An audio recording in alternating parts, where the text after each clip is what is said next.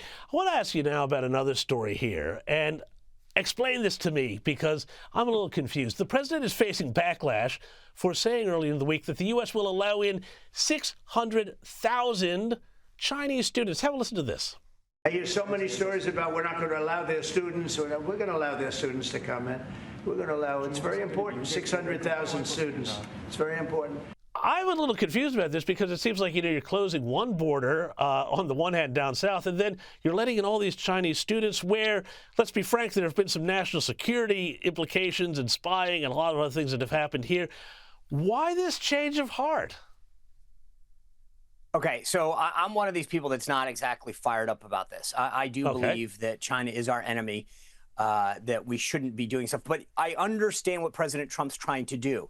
Well, and just to be clear, the comment you made about the southern border, the issue is whether or not people are coming into our country, whether it's students or tourists or temporary workers, legally, right? And through the processes. And these students, again, I don't like where they're from. But the bottom line is they are going through a legal process. I also don't like the fact that, part of the explanation is that they pay full fare. So if you're a university like Harvard, you love the fact that whatever it is, 20% is coming from there because they pay the full tuition. They're not looking for financial aid or, work programs to get through. But at the end of the day, I believe China is the existential threat, not just to America, but to the entire world right now. I get what the president's trying to do, though. And this is where, the same thing's going on a lot of other issues with trade, et cetera, which is they're trying to strike a deal overall, a big picture financial deal with China. So you can't punch him in the face in one time and then say, hey, can we make a deal with you? On the other hand, I get that. Trump's a business guy. And at the end of the day, he understands the nuances of trying to put together a big deal. And in the case right now, they are trying to really reset the balance of the economics between our two countries, the trade imbalance that exists, the fact that manufacturing over in China is, taking away a lot of U.S. jobs, intellectual property issues, et cetera.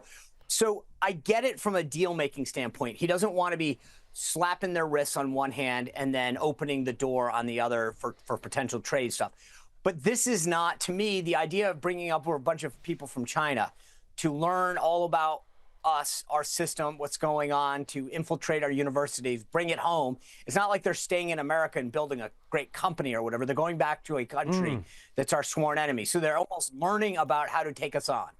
Yeah, exactly right. Hey, I want to talk, too, about the Democrats now, because after this week's DNC summer meeting, well, have a look here. I love this here, how former Democrat advisor Dan Turrentine, he summed up what I reckon perfectly are the issues the party has today. Have a listen to this. As a Democrat, it's maddening that we're still not serious.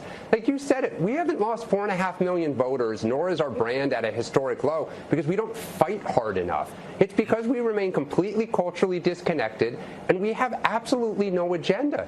You said earlier in your monologue, Trump's trying to solve problems. We always offer the 3 Ps. The personal attacks, which you just heard, he's a dictator and authoritative. We argue process. Oh, he shouldn't do this. He's violating customs and norms. Or it's the press, right? It's their job to do it. And then on the cultural issues, we literally have think tanks putting memos out that, these are the words you're not supposed to say. You add it all up, and we're not in good shape. Sean, a Democrat who gets it, but do you think they'll take his advice? Dan is my co-host on the morning meeting, which is on my YouTube channel. We take it live. You're free to jump on. We take questions from anywhere in the world every morning, 9 a.m. Eastern time. And he brings a lot of common sense. They should be listening to Dan more often. He was Hillary Clinton's top fundraiser. He knows what he's talking about. But he's absolutely right. I mean, look, here's the problem fundamentally. They have a messaging issue and a mechanics issue. The messaging issue is what Dan just highlighted. They're talking about stuff. They're denying there's an immigration problem at our border. They're denying that there's crime in major cities, which just nobody believes. And then they're taking on stupid cultural wars and fighting for the lowest common denominator. But then they've also got a big mechanics issue. And this is the other dirty little secret. The DNC, as of the last report, had $13 million cash on hand. The RNC and other Trump-related super PACs had $300 million. Their party chairman, Ken Martin, you referenced the summer meeting they had, just literally had to withdraw a resolution. That's the equivalent of like a student council resolution. It means nothing. He can't even get a resolution passed through his own committee. And I mean, so they're an utter disaster right now. Dan's right. They're putting out memos about what words to use, but they are flailing as a party. And when you have both things going in the wrong direction, the message and the mechanics, you're in big trouble heading into a midterm. Sean Spicer, we're going to have to leave it there. And by the way, by the way, sorry, Please. one more thing. In every state in America that tracks voter registration by party, every single one of them, they went in the wrong direction. That is a big, big problem.